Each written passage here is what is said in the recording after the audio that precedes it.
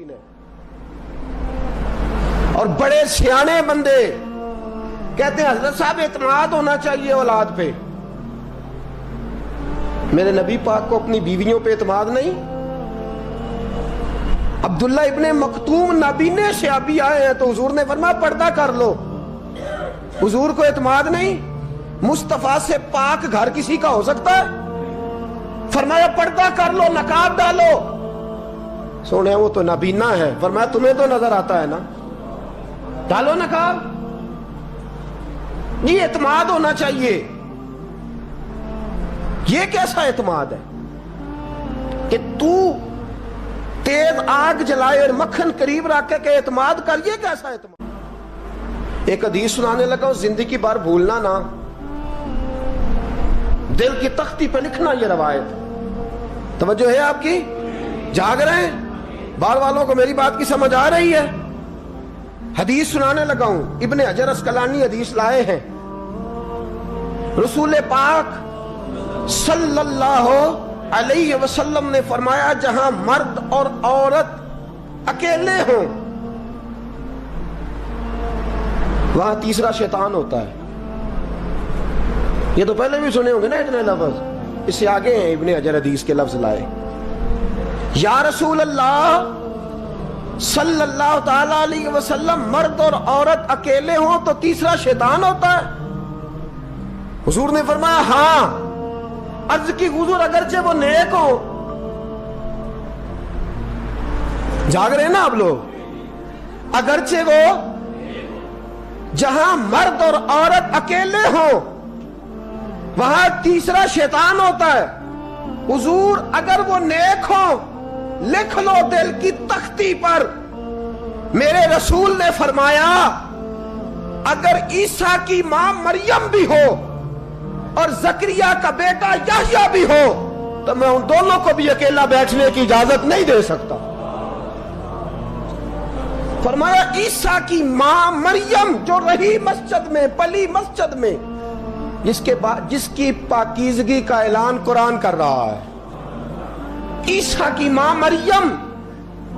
और फरमाया याह्या सिर्फ नबी नहीं, नबी के बेटे भी हैं, जकरिया बिन याह्या।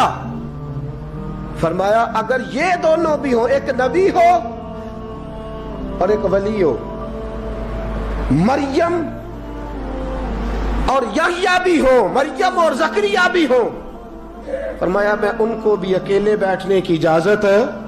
तू किस नेकी और परहेजगारी की बात करता है? तू कैसा पीर है इसके पास तन्हाई में बैठ के बीबी अपना दुखड़ा सुना रही है? तू कैसा मुफ्ती है? उठा के ले जा तरीकते शरीयते और जाके संभाल ले अपने जुब्बा और दस्तार में। वो कोई जुब्बा और दस्तार नहीं, वो गंद है। इसलिए कि जो नबी मरियम सलामुल्लाह अलैहा को नबी के पास बैठने की इजाजत नहीं दे रहे, वो पीर किस बात की मूलिया जो बीबियों को बगैर पर्दे के सामने बिठाता है? और तन्हा बीबी कहती है मेरा दुख सुन ले, किसने इजाजत दी है? और फिर कहना तमाशा लग गया, स्टंड लग गया। ये शरीयत बयान कर रहा हूं, रसूलुल्लाह का फरमान बयान कर रहा हूं, और इससे आगे हमें किसी दलील की जरूरत बिल्कुल नहीं है। और पता नहीं बाप को कि मेरा बेटा क्या कर रहा है। अंधी है वो मां जिसकी बेटी सारा दिन नेट पे बैठी रहती है, उसको खबर नहीं क्या हो रहा। और जब आग गले तक आती है ना, दाढ़ियां जब जलने लगती हैं तो हमें ख्याल आता है ये क्या बन गया। और जब मां का दुपट्टा खींचने लगता है ना सगा बेटा कि चल मेरा रिश्ता मांग। मैं कुछ दिन पहले एक जगह ताजियत, और डरता डरता गया ताजियत करने। पुराने जानने वाले थे, दोस्तों का रिश्ता था, तो मैं एक ही बेटा था, तो वो मुझे पता चला कि ट्रेन एक्सीडेंट में इंतकाल कर गया। तो मैं डरते डरते गया क्योंकि मामला मशकूक था। और जब मैं ताजियत के लिए अंदर पहुंचा तो हमारे जो अंकल थे, जिनका मेरे दोस्त थे, वो उनके कुछ अजीज कहने लगा कि हज़रत जी आपके साथ वाले बाहर जा सकते हैं? तो मैंने कहा चले जाते हैं। मैं दोस्तों को गाड़ी में भेज दिया और जब मैंने उससे बातचीत की, कहने लगा मेरा बेटा एक्सीडेंट तो मैंने बनाया है, वो तो खुदकुशी करके मरा है। शादी के 11 साल बाद खुदा ने एक बेटा दिया था, اور مجھ سے غلطی یہ ہوئی، میں نے کہا میرے بیٹے کو تکلیف کوئی نہ آئے، اس کے منہ سے جو نکلا میں نے اسے دیا، جو اس نے مانگا میں نے دیا۔ کہتا ہے جو شخص 16,000 مہینے کا کمائے اور بیٹے کو 40,000 کا موبائل خرید کے دے، کہتا ہے میں نے ہر سہولت اسے دی۔ پھر ایک امیر کی لڑکی سے یونیورسٹی میں پڑھتے ہوئے اس کا تعلق بنا، بچی کے میسج بھی میں نے اپنے موبائل، اس بچے کے موبائل میں دیکھے، اور اس لڑکے نے جو میسج سینڈ کیے وہ بھی میں نے دیکھے۔ پھر میں گھر پہنچ گیا، میں نے بیٹے سے منتیں کی کہ بیٹا وہ ہمیں رشتہ نہیں دیں گے، ہماری برادری بھی چھوٹی ہے اور ہمارے جیب میں پیسے بھی کوئی نہیں۔ پھر میں ان کے گھر گیا، بیٹا نہ مانا، اور میں نے اس شخص کو بلا کے کہا تیری بیٹی کے میسج ہے، خدا را خیال کر، اور تیرے تو 7 بچے ہیں، میری گود میں تو ایک ہی پھول کھلا ہے، میں کدھر جاؤں، خیال کر۔ اس نے کہا دوبارہ تو نے نام لیا تو ایسے کیس میں باپ بیٹے کو پھنساؤں گا کہ ساری زندگی نکل نہیں سکو گے۔ نے کہا میں نے بیٹے سے کہا کہ بیٹا میں نے پگڑی تک رکھی ہے پر مجھے رشتہ نہیں ملا، تو باز آ جا۔ کہنے لگا 3 راتیں میرا بیٹا سویا نہیں، اور مجھے کہنے لگا حضرت جی وہ 4تھی رات سویا ہے تو دوبارہ اٹھا نہیں، مجھے کہنے لگا مجھے اجازت دو کہ میں اس بیٹی کو بھی قتل کر دوں اور اس کا باپ بھی قتل کر دوں، میرا تو گھر اجڑ گیا نا۔ وہ کہنے لگا میں کبھی کبھی دوستوں کے پاس جا کے رات گزار لیتا ہوں اور میں اپنے دل کو سکون دے لیتا ہوں، لیکن اس کی ماں اس کے جوتے سینے سے لگائے پھرتی ہے، اس کی اماں اس کے پرانے کپڑے لے کے سینے سے لگائے پھرتی ہے۔